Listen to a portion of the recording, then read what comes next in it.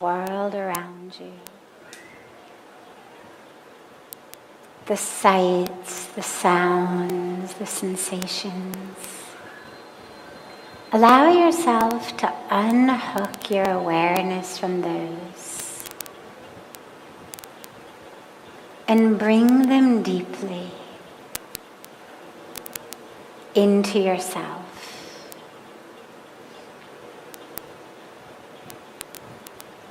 Bring that awareness into the core of your being.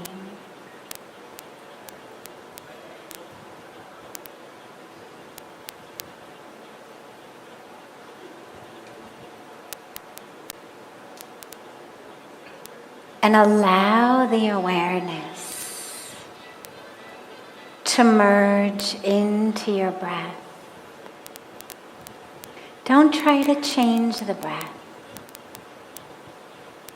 Just allow the awareness to merge into it.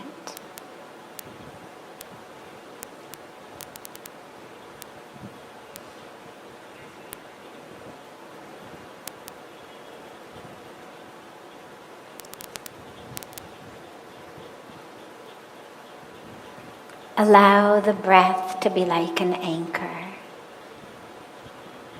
pulling that awareness deeper and deeper inward.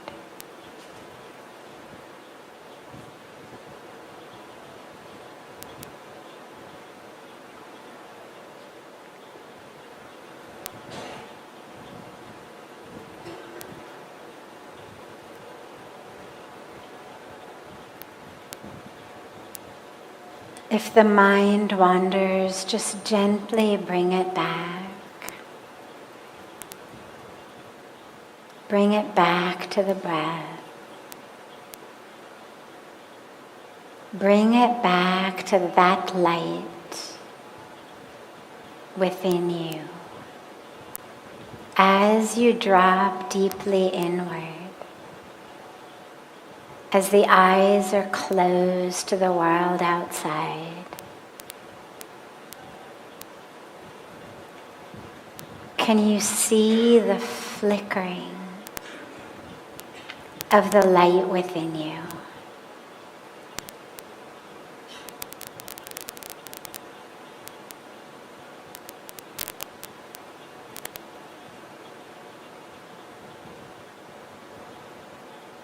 Allow that inner light to grow with each inhalation. As you inhale, notice how your awareness of that inner light expands and expands.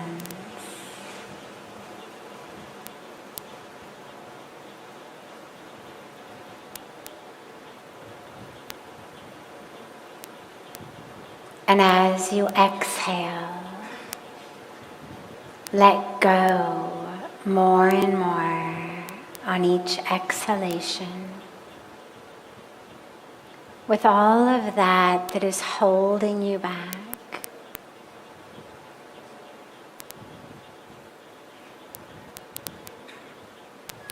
Let go of another story that you tell. Another stress,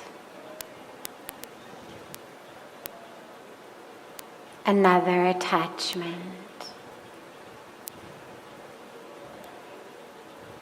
another expectation.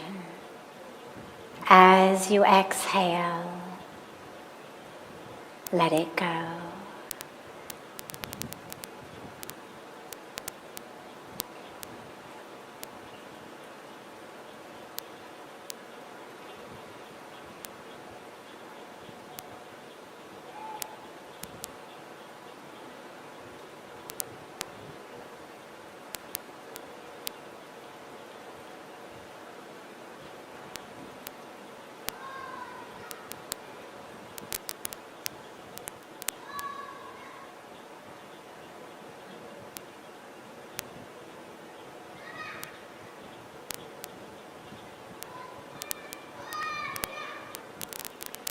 Slowly and gently Bring the palms of your hands together at chest level and gently rub the palms against each other.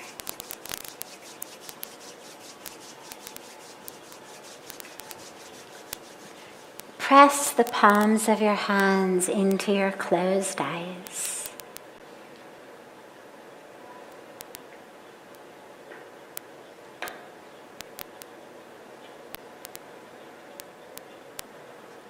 And slowly lower your hands and open your eyes.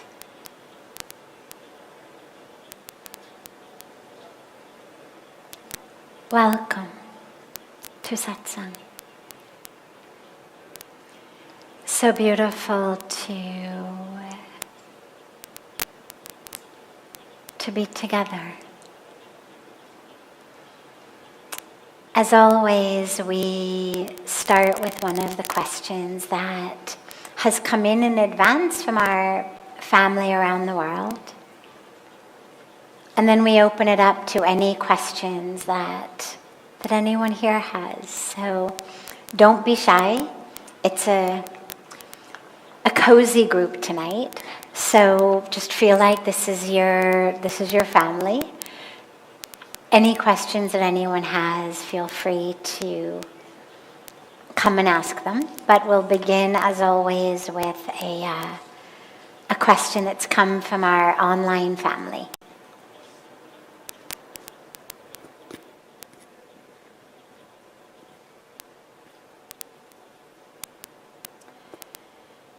It was lovely hearing you in Rishikesh. I would like to dedicate my life to bhakti and spiritual action and teaching for especially children. How can I excel in this new life purpose? This is asked by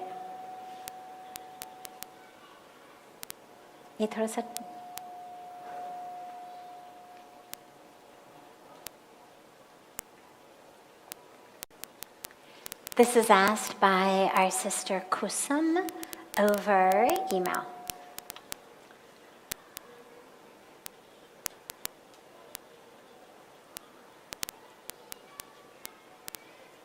In the Bhagavad Gita, well, first of all, before I go there, it's so beautiful, Kusum, that you're looking to change your life's work more toward bhakti, more toward spirituality, more toward helping. This is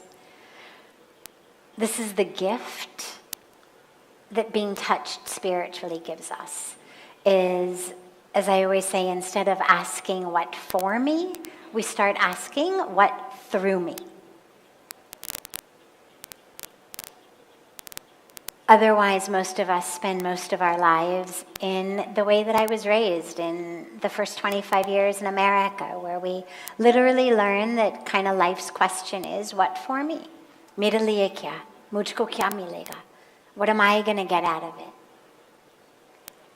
But when we get touched spiritually, when we dive into spiritual teachings, a spiritual path, any of the spiritual paths, we realize, oh, that's not the question. That doesn't get us anywhere.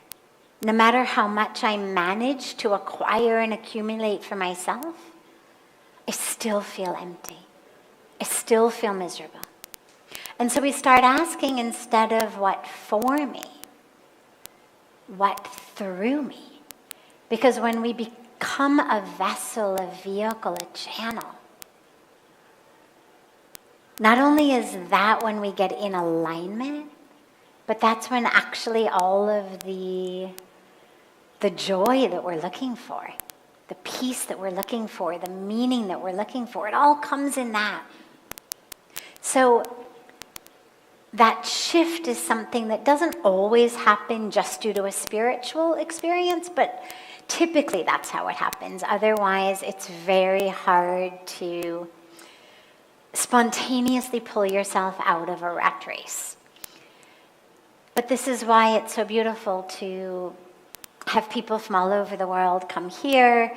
It's why it's so beautiful to have people go for meditation retreats and spiritual retreats and start to read spiritual books or watch spiritual videos online, because it changes us. Oh, okay, not what for me, but what through me. So Kusum, beautiful, wonderful. And when you say, how do I excel in this new line of work? There's a beautiful line in the Bhagavad Gita where Bhagavan Krishna says, Yogastha kuru karmani. Yogastha kuru karmani. And it means establish yourself in yoga and then act.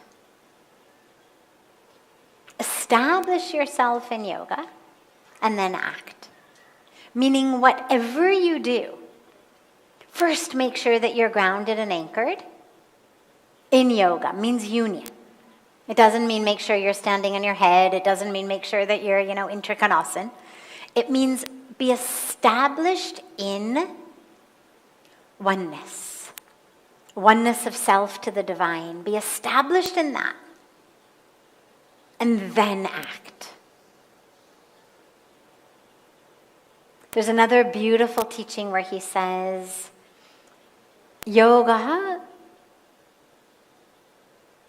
Kardamasu Koshalam. Yoga Kardamasu Koshalam.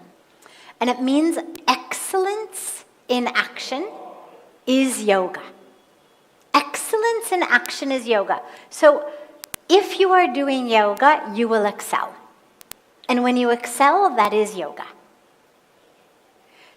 Instead of thinking about it as, I was on this path, now I'm on that path, but I'm going to bring the exact same mindset from this path to that path, meaning it's all about me. How do I excel? No. Instead, if your life is dedicated to bhakti, to love, to devotion of the divine, and to spiritual wisdom, it's not about stretching and straining to excel. It's about surrendering. It's about recognizing that you are offering yourself as a vehicle, as a vessel. Okay, God, use me. I'm no longer going to be worried about what for me. Now, here I am for you. The universe knows what to do. It knows how to make beautiful trees that give beautiful fruit. It knows how to make every species exquisite. It knows how to make our sky exquisite. I mean, it knows everything that the universe creates. From a butterfly to a comet. From an elephant to a drop of water. From a sunrise to the smell of rain on the earth. Like everything has that quality of beauty and excellence. So just offer yourself. Offer yourself to the divine. And when you find yourself getting dragged off the path, just remind yourself. Been there, done that. Now I've been spiritually touched. Now I'm offering myself in this love and in this wisdom and in this service. And you'll see it'll flow through you. The doors will open. The steps that you're meant to take will arise in front of you. Just make your mantra yes. And when your mantra is yes to the universe, then all of the beautiful opportunities and doors just open and appear.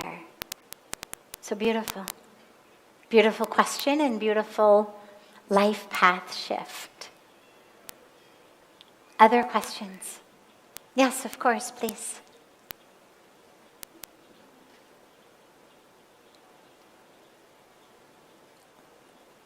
Namaste. हाँ जी, हिंदी में बात कर सकते हैं. I will translate it for those of you who don't speak Hindi. मेरा नाम सुमन कौशल है. मैं गुजरात से आई हूँ. एक छोटा सा सवाल मेरा है मैं कि ये डेली लाइफ में चलता है, सामने वाला इस तरह की चीज़ें बोलता है, करता है, और हम उस चीज़ को प्रूव ही नहीं कर पाते कि आपने ऐसा बोला या आपने ऐसा किया. ऐसी परिस्थिति में क्या करना चाहिए? प्रूव क्यों करना चाहिए? ये हमें स्वयं से पूछना है.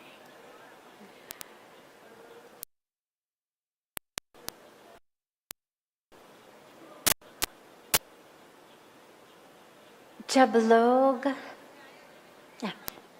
मैं आंसर अंग्रेजी में दे दूं? No Okay. problem. So we're talking about as you move through life and people are speaking in certain ways and acting in certain ways, and it's not the ways that we want. It's not what feels good. It's not what we approve of. It's not what we... How do we deal with it? है ना? ये प्रश्न है ना आपकी?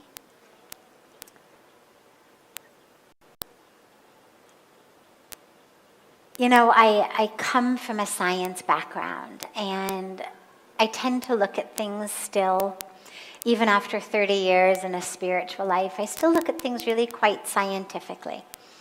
And the question that I always ask is, what are your options? Like in just a logical way. When I say scientific, I don't mean it has to be, you know, in physics or chemistry, but just the logical, rational, empirical mindset. What are your options? People are acting in certain ways, speaking in certain ways, living in certain ways, doing certain things. We don't like them. It's not what we approve of. It's not what we want. What do we do? Well, before you decide what to do, ask yourself, what choices do you have? And if you say, what to have for dinner tonight? Well, before you rack your brains trying to figure out what to cook, you should open your cupboards, open your fridge, like, hey, kya aapke paas? What do you have? Making a menu in your mind for what you're going to cook, only to discover that you don't even have that in your fridge, in your cupboard, the grocery store is closed. You work with what you've got. So what are our options? मान लीजिएगा, I decide I'm going to not accept it. I will not accept the way they speak. I will not accept the way they act. I'm going to make them change. Does it work? Raise your hand if you've ever been deeply successful in changing the way that another person thinks or acts because you disapproved of their first way. Yeah, seeing a lot of these. Anybody actually ever succeed in that? It doesn't work. It doesn't work. People don't change because we want them to change. They change only when deep within themselves something sparks change. So you're in a situation where I don't like how somebody else is being.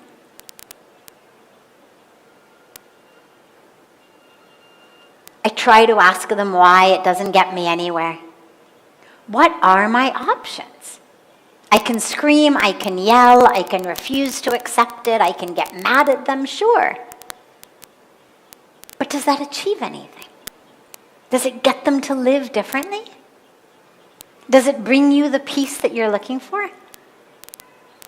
No, now you're all upset, even more so than you were before.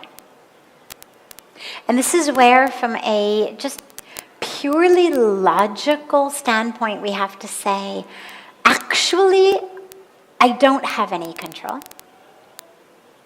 Nothing I say or do is actually going to change how this person thinks or lives. The most I will get is mere samne behavior modification. Chalo aise mat karo, wo fit ho jayega unka. But you don't want that.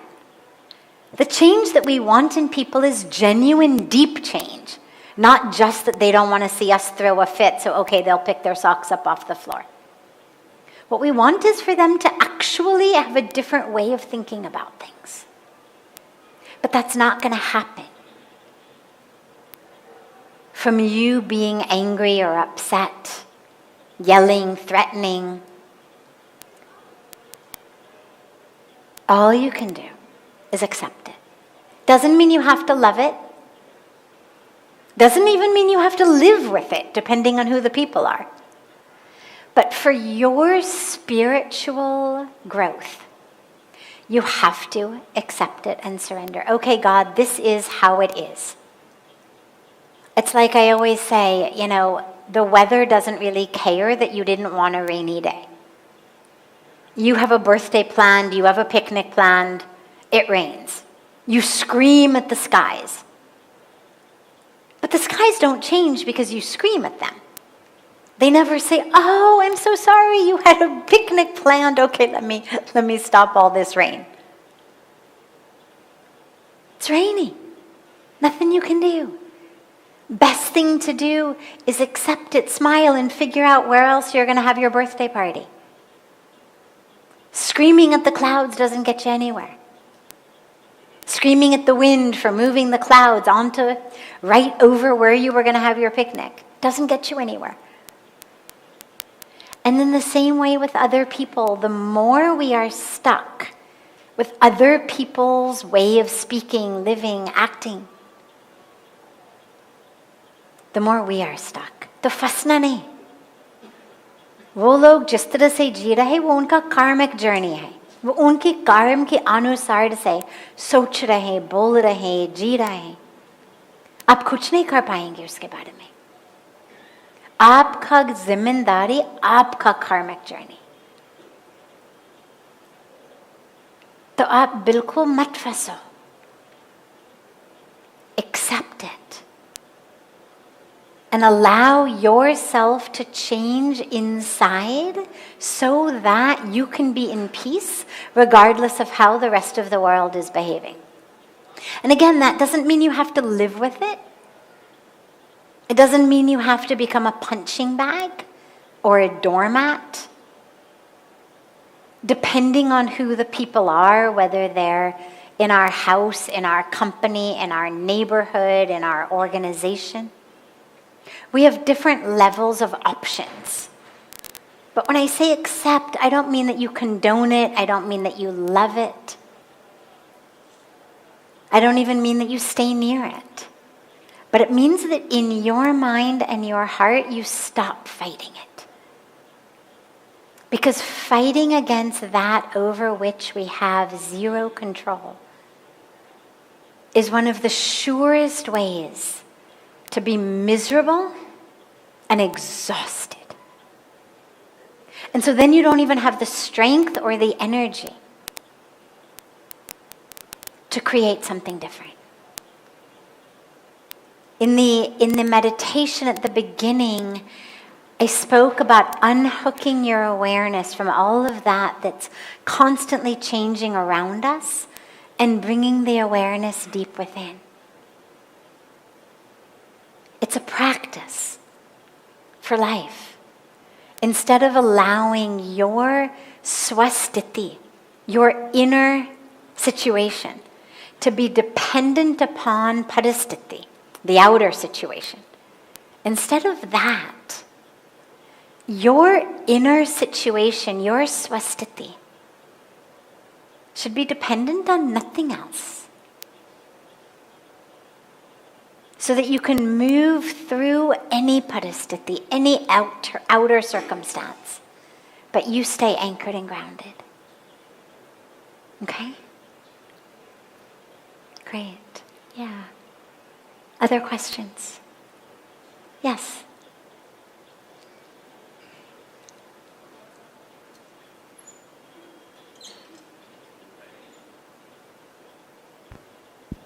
Hello, hi. My name is Ankit. So, and where are you coming from? So, right now I'm in India. I'm coming from Canada from last, I was living there. I lived there for 6 months. And recently one episode happened in my life. Just a month back, on the same date, I lost my mom. So now, because I have seen death and detachment very closely, I'm here for her final rituals and all those things. Because I've seen that and detachment so closely, the advice that I get now is to move on in life, get married, and have your own life. But my question is, isn't it we are tricking our mind that like if we move on with something, like I have my own family and all those things, isn't it like, are we not tricking our mind that everything is fine, and in the end we all need to go away? So the question is again confusing. Should one get into a sannyasi life, or get into the regular life? So I'm in between of both. I'm just finding it a little difficult to understand this concept, that when we are aware of the fact that everything is going to finish one day, why we are complicating ourselves, why we are getting involved, getting attached to a thing or a person? Why? Okay, great question. Why bother getting attached, loving, caring, when it's all going to just disappear one day? If we're going to lose our loved ones, why bother loving them in the first place? First of all, I'm so sorry about the passing of your mom. And I'm so glad that you've come here for the final rite ceremony. I wish you were here for a happier reason, but I am so glad that you're able to be here for this. Losing a loved one is never easy. It's perhaps one of the most difficult, if not the most difficult, aspects of life that we go through. And the question that you ask is very natural, like, why bother? Am I supposed to just go back to my family, my wife, my kids, and pretend, as you say, that everything is fine? Well, it's a very interesting question, and I loved how you put it, because it depends what we mean by fine. It's not that we have to change what we do. It's that we have to change how we define the word fine. If I define the word fine, everything is fine, or everything is going to be fine. If I define that word as everything is going to be the way I want it to be, then no, it's not going to be fine. If I define it as I will never lose anyone I love, I will only gain, I will never lose, I will only succeed, I will never fail, then it's not going to be fine. Because you will lose. You will fail. It's part of the package deal of life. It's like saying, I want to be in the ocean, but I only want waves that go up. Or the other way, I'm a surfer. I only want waves that go down. Like, I hate waiting for them to come up. I only want waves that go down. होते नहीं है. There's up and there's down. There's life and there's death. How old are you? I'm sorry? 38. So you had 38 years of this presence of your mother. I'm sure there were conflicts now and then, but we'll call them in general 38 years of up. And now you have a down. She's passed away. You can't have one without the other. The only way to have avoided this is for you to have died first. At which point she would be here, inconsolable, because she lost her son. Children are supposed to lose their parents. Parents are not supposed to lose their children. That's just the way that nature is meant to work. And so as we mourn the loss of our parents with great grief, there should also be two very powerful aspects of gratitude. One being that we had as many years with them as we had. 38 years of up is not a small thing. But the other aspect of gratitude is, thank God, as much as this is hurting me, on some level, conscious, subconscious, I've always known this day was going to come. Like, I knew, as much as I'd love them to live forever, I kind of knew it wasn't going to happen. They're not going to live forever. And thank God it is me suffering, not my mother or father suffering the loss of me. Because those are the only two options you have. You mourn them or they mourn you.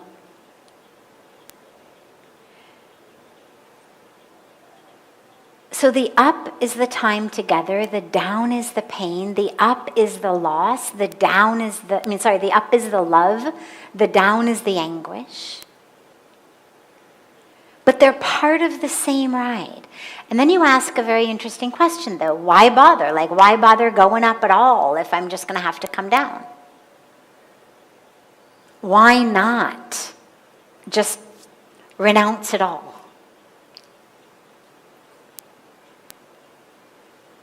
The renunciation of family, when you say sannyas, the renunciation of marriage, having children, family, that is not because, oh, if you're in a family, you're going to have pain when you lose them, and this is some kind of inoculation against pain. It's not that. The path of sannyas is a path of dedication of oneself to the divine.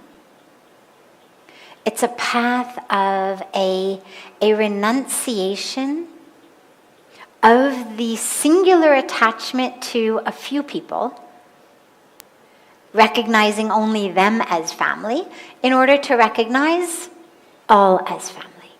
But it's not the escape. It is not a path of escape. It's not, oh my God, this being in the family, losing family members is so hard, forget it.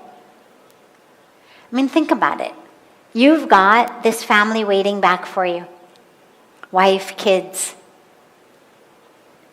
Imagine that you take that path, that you say, forget it. Rather than going back and pretending that everything's fine, I'm just going to take sannyas. You don't think you'd mourn them? You don't think that you'd miss them? Actually, you don't have a family yet. So the question is, why bother even going and doing it?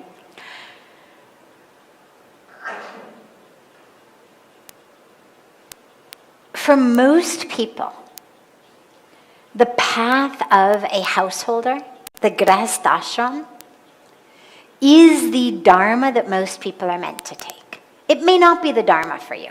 It isn't the dharma for some of us who have taken sannyas. But the reason for not being in a married life should never be because of the pain of when you lose someone you loved. Because then all you've done is you've stuck your entire life in a box. You have said, I don't want my heart to hurt. So I'm going to basically take it out, throw it away, stomp on it, pretend it doesn't exist, never let it love or care so that I never get hurt. That's not what the path of sannyas is.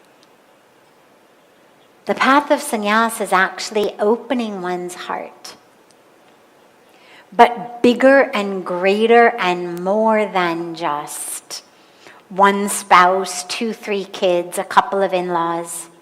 It's not a disconnection. It's not about lack of caring, lack of feeling, lack of loving. It's just that instead of loving 3 or 4, we love all.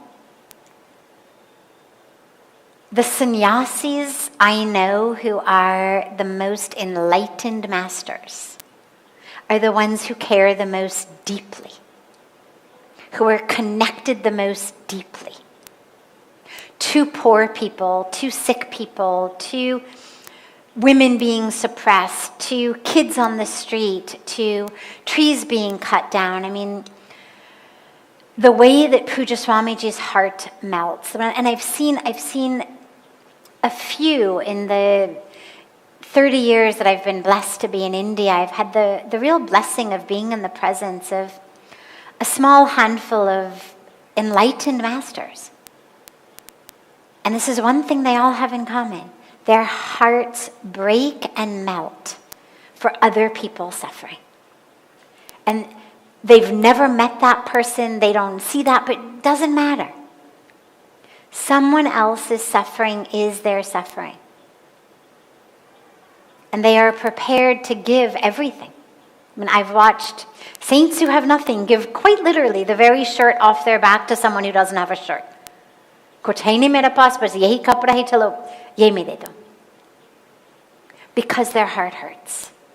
In that compassion with the other. So don't think that sannyas is a path of, I don't want to get attached because then it's going to hurt when I lose them. When you love, like you loved your mom, it hurts when you lose. But I have to imagine that you would not, even if you had the power, go back and rewind your life, and never having met her, never having had her, never having loved her, just because you knew 38 years later, I'm going to suffer from losing her. That love made you who you are. And so I'm not saying at all that you personally have to go back and get married and have a family. Your dharma may be different. But don't avoid that path just so that you can avoid pain later at losing them. Because otherwise you're giving yourself the pain now of not knowing love, not knowing connection. Even if your dharma is not to get married or have kids, love anyway. Doesn't have to be romantic. Doesn't have to be sexual. We have a dharma, a tradition full of monastic celibate renunciants, loving. So it doesn't have to be romantic or sexual. But let yourself love. Let yourself connect. Let yourself have that feeling of oneness, of experiencing the presence of the divine in the other being, whether it's a tree, whether it's a river, whether it's a human being, whether it's an animal. But never, ever, ever make the decision, I'm not going to love because then it's going to hurt. Because then nothing will be fine. The fineness, that which when you say, do I have to go back and pretend everything is fine? It is fine. It's exactly the way that this Leela unfolds, this divine drama. There is birth, there is change, there is death. It's the nature of nature. It's written into the user manual. Nobody has ever said, oh, you will never change, you will never die. We know it. It's not even the fine print, like it's the big flashing print. It's part of the package deal. And our dharma is to love, to serve, to connect, knowing, we have no control over anyone else, so no control over the fruit of our actions, as she asked in the beginning. That we will lose our money, our job, our marriage, a loved one, a house, health, whatever it may be. And that there will be pain. The opposite side of pleasure is pain. And yet, that we will be able to find balance. We were talking the other night about how in the Gita, Bhagavan Krishna says, the wise ones, the yogis, are the ones who are balanced in pleasure and in pain, in gain and in loss, in success and in failure. Not that they don't care, not that they're indifferent or apathetic, but they're balanced, they're anchored. And this is the key. It's that balance, it's that anchoring. That's what you need, not to shut yourself off from love or connection. Your mom wouldn't want that either. Yeah. Have a beautiful, beautiful rest of your evening. Are you with us tomorrow? Aap kal bhi hai? Okay, no problem. So we'll take one last question. She's not here tomorrow. Yes. Karuna, sweetie, I need the mic.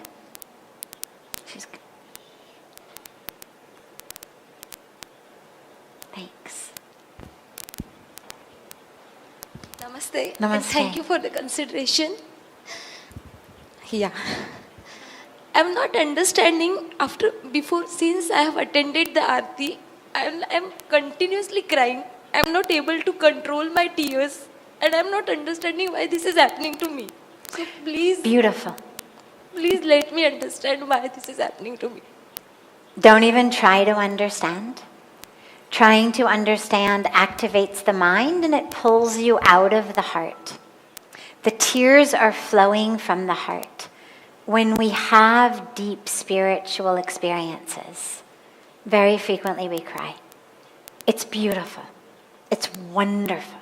It's cleaning your vision. But the more we try to understand it logically, the more the mind gets engaged, the thinking mind, and it actually pulls us out of the experience. So doesn't matter why. Allow it to happen. It's beautiful. Nothing to worry about. Just let it come. Let it come. It's opening your heart and it's clearing your vision. Yeah, beautiful. Have a beautiful rest of your evening, a beautiful morning and day to all of you joining us online. If you didn't have a chance to ask your question, send it in to us or give it to one of our beautiful Seva team when you leave. We have all of this being streamed live on different platforms that Krishna Priya will tell you about, but the point is, what it means is that you can stay connected to satsang even when you leave, and feel free to send in your questions. We do always take one from the online family, so you can go back and forth between being the in-present family and the online family as your life paths take you from here, back home, then here, then home. So feel free, though, to send in any of your questions and we'll take them up. Thank you, everyone. Just so you know, we have a beautiful podcast that is uploaded weekly called Ask Sadhviji, and it streams on Spotify and Apple Podcast, and that's free to listen to, and you can download all of the meditations and individualized questions that are addressed. And then also you can always connect with us on social media through at Sadhviji on Instagram and YouTube, as well as Sadhvi Bhagawati Saraswati on Facebook. And then as Sadhviji was saying, please, if you have any extra questions that you didn't get asked tonight, there's a form in the back that you can fill out, or you can talk to any one of our sevaks and send in your questions, because those are the questions that she asks at the very beginning of satsang. So no excuse for missing a chance to ask a question. All right, everyone, much love to you.